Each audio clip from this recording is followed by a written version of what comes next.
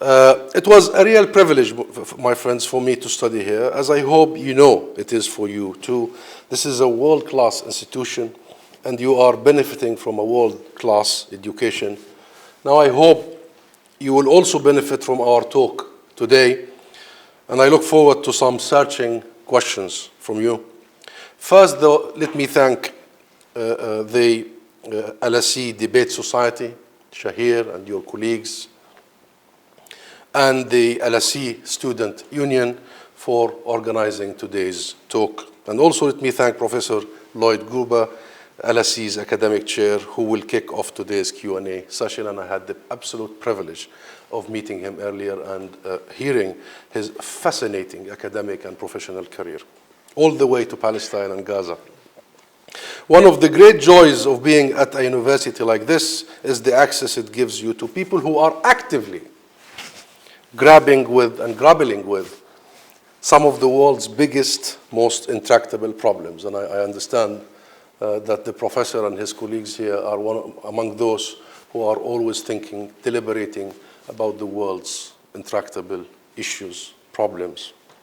Now, you may think Palestine falls into this category. And in some ways, you would obviously be correct. After all, it is 104 years since the Balfour Declaration, when Britain promised Palestine away without consulting us, the land's native population. It has, and it was, a classic colonialism in its disregard for the rights of an indigenous people, and that disregard continues until this very day. Palestine is also a subject that dramatically agitates people's passions, as you know very well here in this campus. Everyone has an opinion about Palestine, sometimes more than one even. What I would like you to take away from today's talk and discussion are just two things, only two things. First, however unlikely it may seem right now, there are reasons for optimism, my friends. Don't think it is all hopeless. I will return to this point later. The second point I want you to take away, somewhat related, is that while the issue of Palestine has lasted far too long and continues to arouse great passion, as well as pain and suffering, especially to the Palestinian people, it is really not particularly hard problem to solve. It is not a hard problem to solve. If we see this as a question of rights, rights denied, answers readily appear. In other words, if we understand the issue of Palestine as one in which an indigenous population has been denied their rights to self-rule, to freedom from oppression, to statehood, and to equal standing, then we can begin to see what a solution looks like. Now, there are some who believe that this is a zero-sum game. Oh, we studied zero-sum game a lot at the LSE at the time. We used to call it Destined, my program, and they broke my heart. They told me it's no longer called Destined, Development Studies Program. I still receive emails, destiners, about us. But now there are some who believe that this is a zero-sum game, that one side's rights negate the others. For too long, that maximalist narrative has been allowed to dominate. But in fact, my friends, fellow LSE students, there is absolutely no reason we have to understand the struggle that way. On the contrary, there are two ways in which we can ensure that everyone's rights are upheld. Everyone. We can either live as two equal states, side by side, or we can live as equals in one state. That's it. That is it. Everything else is a zero sum. And my friends, I am not here to advocate for one outcome over another. In fact, this focus on outcomes and solutions is part of the problem. The world has been so focused on the outcome that they have forgotten the present, the now, the current reality. It cannot be that while we are trying to reach some agreed outcome, our rights are also frozen. Wait until a final agreement. All that means is that the peace processes for more than 30 years have become a substitute for having our rights upheld. Substitute. And that means a situation in which an entire people is living without the kind of rights that everybody else takes for granted, including you. The right to self-determination, citizenship, a proper passport, the right to your own property and land, the right to live where you were born or where your family is from, the right not to be detained arbitrarily without trial or even charge, the right to love and marry who you want. You know, this is a right that is denied if you have fallen in love with the wrong person.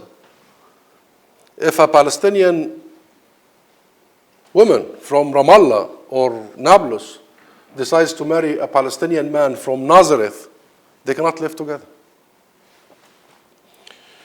The right to move without military checkpoints or concrete walls, the right to work. Nevertheless, my friends, for more than a quarter of a century, the Palestinian leadership has been engaged in a two-state process based on international resolutions, international legitimacy, to create a fully sovereign state in the West Bank and Gaza Strip with East Jerusalem as its capital.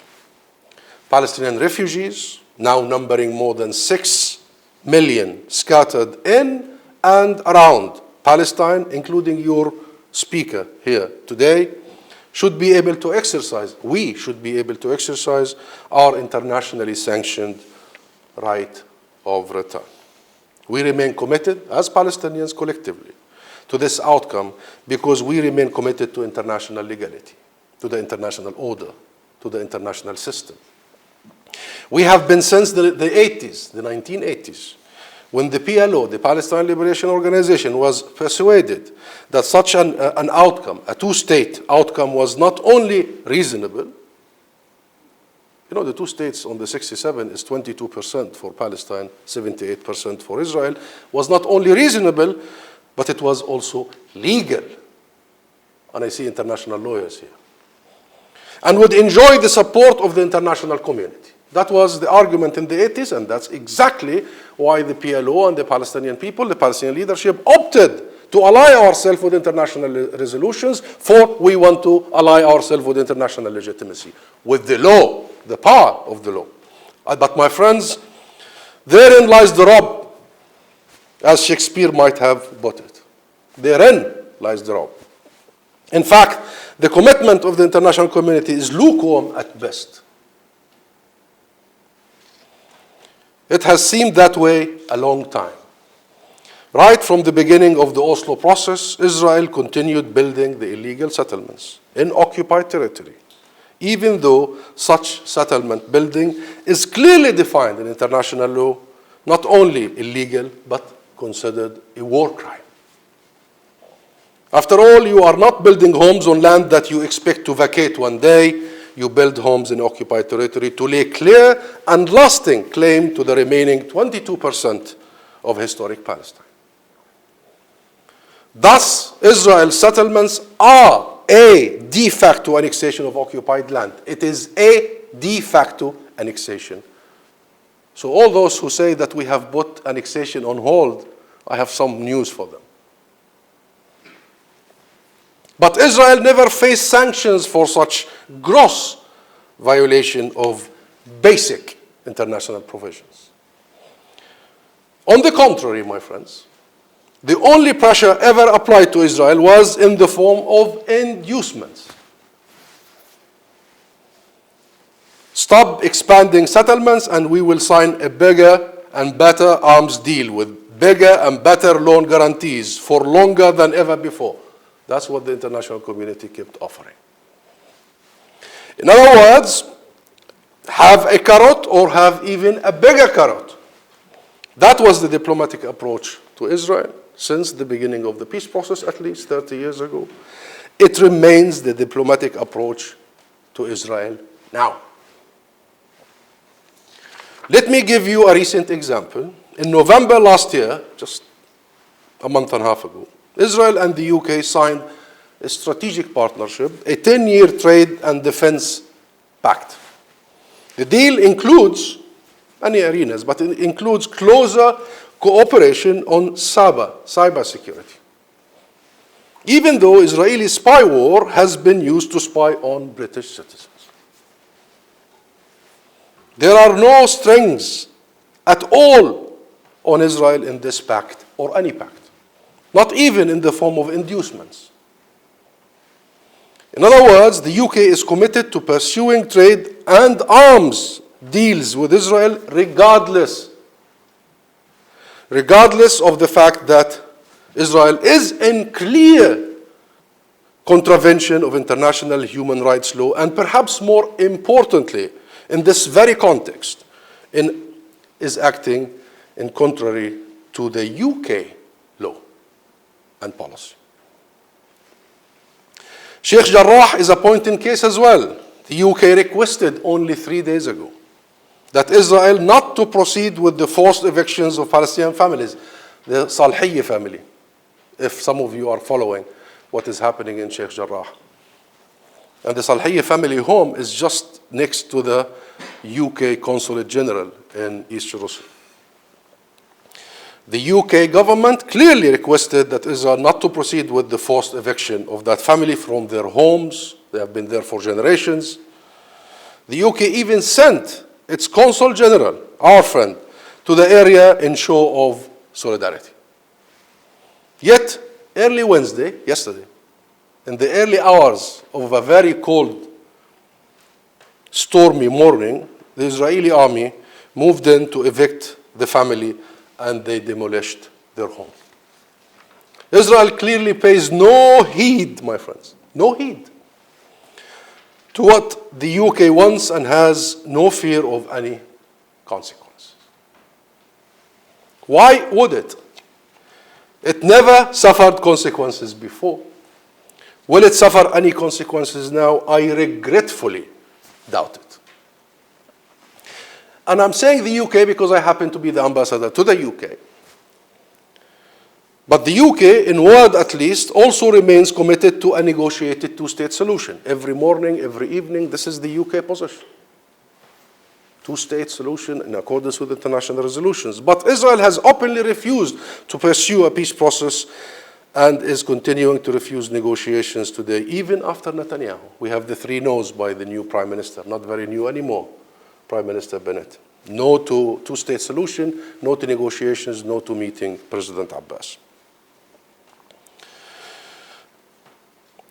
And Israel is just as openly making a negotiated two-state solution impossible.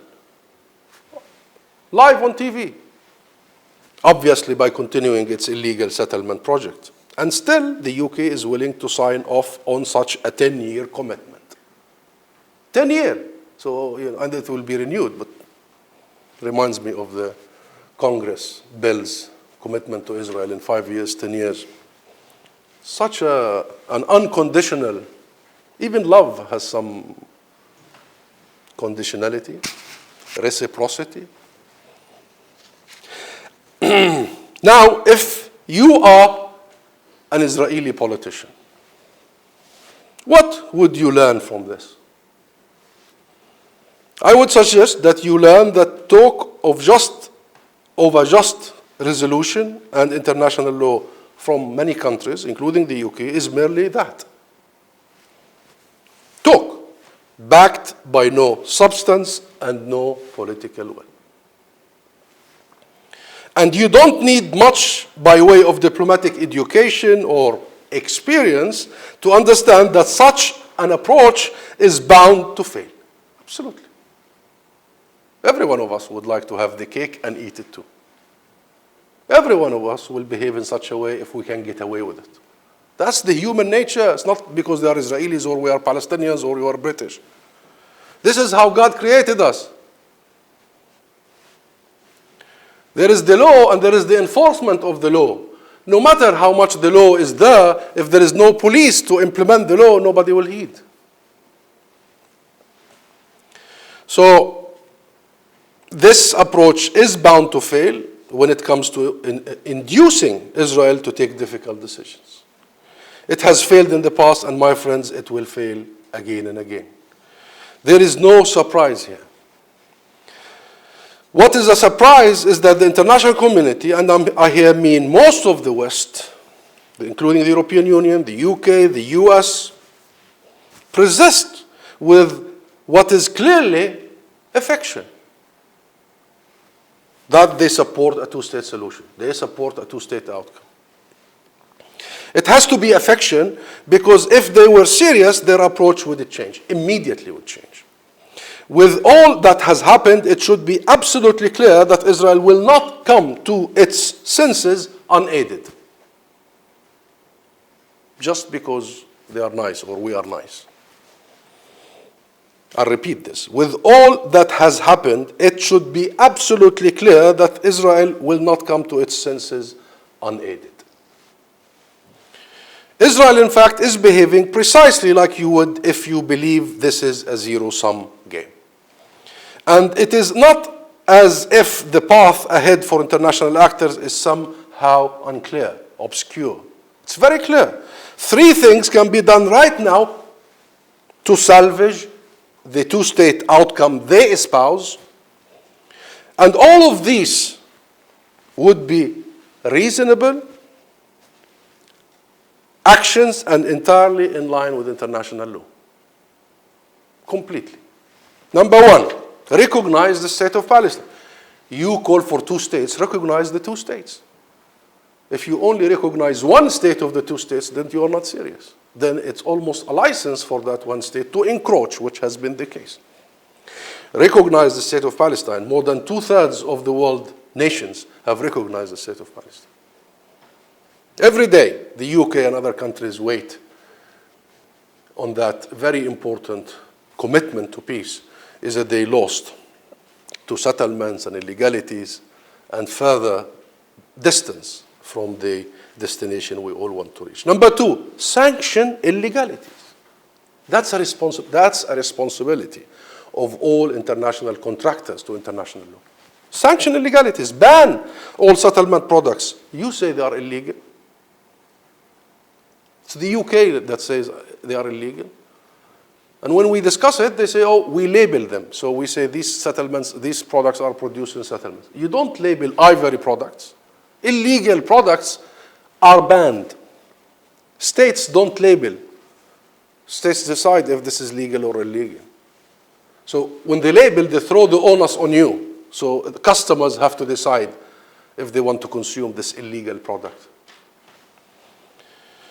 And also, we need to think seriously about companies, British and international companies that work in these illegal settlements. Ban them, sanction them. And we need to think about arms trade to be in line with the UK law. And the UK law is very clear about not exporting arms if it ends up in violation of human rights. And number 3, and finally in this regard, be part of an international peace efforts. The UK has a historic responsibility. The UK has a very unique position of having a very good relationship with America, with Israel, with Europe, with the Arab world, with us, with Israel. Be part of an international effort to implement international resolutions, not negotiate them. Law is not to be negotiated. You don't sit and negotiate our right to self-determination. That's not negotiable. Nor negotiable our right to return. What is negotiable is the modalities to achieve these very clear principles. And we're absolutely flexible in discussing the modalities of implementation of the right, but not negotiating the right itself. But none of this is happening, my friends. Instead, all we see on the ground is ominous, if I may use that term. Israel freely continues its settlement expansion until yesterday, and the world keeps condemning, expressing concern, asking Israel and urging Israel to stop all settlement expansion, including the Foreign Office yesterday. Fine. But Israel continues to demolish homes like yesterday and every day, evict people from their homes. It continues to arrest people left and right under military powers, often without charge or trial, in what is known as administrative detention. At this very moment, several prisoners are on hunger strike as we speak. Hunger strike to protest their administrative detention. A detention, you know what is this? The administrative detention? It's a leftover from the British colonial rule, which really has no place in the modern world. It's a piece of illegal law, really, that they can round anybody and they can keep them in prison without charging them or taking them to court. Out of 4,600 Palestinian political prisoners, we now have 500 who are being held without charge or trial. And their sentence or their imprisonment could actually be extended indefinitely. 160 are child prisoners. Child prisoners. Israel also continues its ethnic cleansing of Jerusalem to lay sole claim to the city, as happened only yesterday. Holy to all three monotheistic religions. Jerusalem is not, but to be holy to all religions. It has recently designated 6 globally respected Palestinian rights groups as terrorists in an effort to stop them recording and documenting its crimes.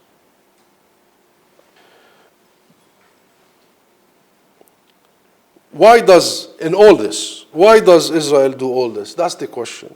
I think the answer is very clear. It does not want to end the occupation that began in 1967, so the world has to get it, and it can. Israel has total impunity. This is catastrophic, of course, for us, the Palestinian people, but it is also catastrophic for the post-World War II global order, the rules-based order that we've created together as a human family to regulate relations between nations. And it is catastrophic because the message is clear. What is the lesson here? The lesson is, with the right friends in the right place, you can do whatever you want. You can simply do whatever you want. So, my friends, you may ask then, by way of concluding, what is the reason of my optimism exactly? Why am I optimistic after all that? Didn't I tell you at the outset that I am ultimately hopeful? And I am. And it is not only because you have to be positive to be a diplomat. No. You can be hopeful, but not delusional. The reason I am optimistic is because of you. Truly. You, yes, you here, right here, the students of the LSE, my alma mater, and the youth of the world. Because it is you who will carry this burden moving forward. And I am quite confident, absolutely confident, that you and those like you are better equipped than perhaps previous generations to deal with this issue. Why? Well, let me first say this. As we saw in May, just last May, when Israel was trying to kick people out of their homes in Sheikh Jarrah in Jerusalem and was bombing Gaza, the issue of Palestine can still galvanize people all over the world. Tens of thousands, hundreds of thousands. I was amazed at what I saw in London during that time, and in Manchester, and in Glasgow. The struggle for Palestinian rights, my friends, continues to resonate deeply and widely around the world, including in the United States. And what is happening there is absolutely inspiring by the younger generations, the progressive, from across the communities, and the intersectionality, the linkages, the Black Lives Matter, the change in the Democratic Party, the progressive forces. And why is that? I think primarily why the world is arousing and passionate about Palestine. Primarily because it is a patently unjust situation. Patently unjust. Clearly unjust. In your face, unjust. We as human beings abhor this kind of obvious injustice. We all do. It goes against a very fundamental sense of fairness and equality. The idea that all people are equal, should be treated equally and have the same rights and the same responsibility to respect and uphold those rights. I also think Israel's arguments are no longer convincing anyone. Just look at Emma Watson and look at the Israeli response. When someone objects to racism and the only response from those accused is straight out of basic spin 101, I am not a racist, you are a racist. That's a spin 01. I'm not a racist, you are a racist. Then we can see that the tide is turning.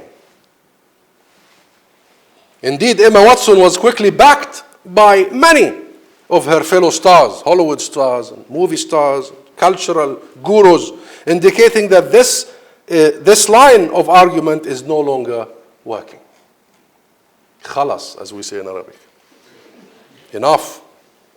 Finally, my friends, I believe that purely transactional politics, pure transactional politics, politics devoid of ethics, has reached an end. And in part because younger generations no longer accept it. We are facing a global existential climate crisis.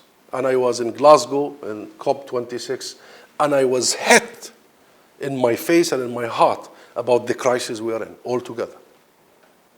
The severity, the seriousness, the existential side of it for all of us. And we are also in a global pandemic that has impacted us all. Local answers are no longer enough, my friends. Local answers are no longer enough. Short-term answers are not enough. We need global attention, global movements, global politics, global solutions. And that's why we need to save our global system to these crises, including the Palestinian issue. And we need solutions that may well ask some sacrifices from all of us. No one will be, win-win. No one will win it all, and no one should lose it all. And we are absolutely capable as a human family to create a win-win for all. And a global solution demands some kind of global ethical understanding that includes a fundamental commitment to one word: equality. Equality. And that is all the Palestinian people is seeking, to be treated equal to all other nations, all other people. And we have a younger generation of Palestinian activists who speak your language fluently. I'm sure you follow some of them on your Twitter and Instagram and I forgot the other, TikTok. And they are speaking to a younger audience around the world for whom this message is not only unquestionably right, it is the only possible way forward for all of us. For these reasons, my friends, I am more and more believe that we must be hopeful. I believe we are reaching a South Africa moment in Palestine. Then as now, politicians of all stripes did not want to take a clear position. It was global public outrage like yours, global solidarity, and public mobilization that changed the political calculations and forced an end to South Africa apartheid. That mobilization was led by young people, by artists, and by those for whom equal and global human rights were not merely talking points to win elections. Today, we are those young people. You are those, no, we can't say we. You are those young people, and the more of you join the struggle, the faster it will end, and the sooner justice will prevail. Please keep up your fight for a better world, my friends. Continue your solidarity with Palestine, because yes, as Emma said, solidarity is a verb. It is action. Remember, Palestine is not a divide between right and left. It is a divide between right and wrong. Thank you very much.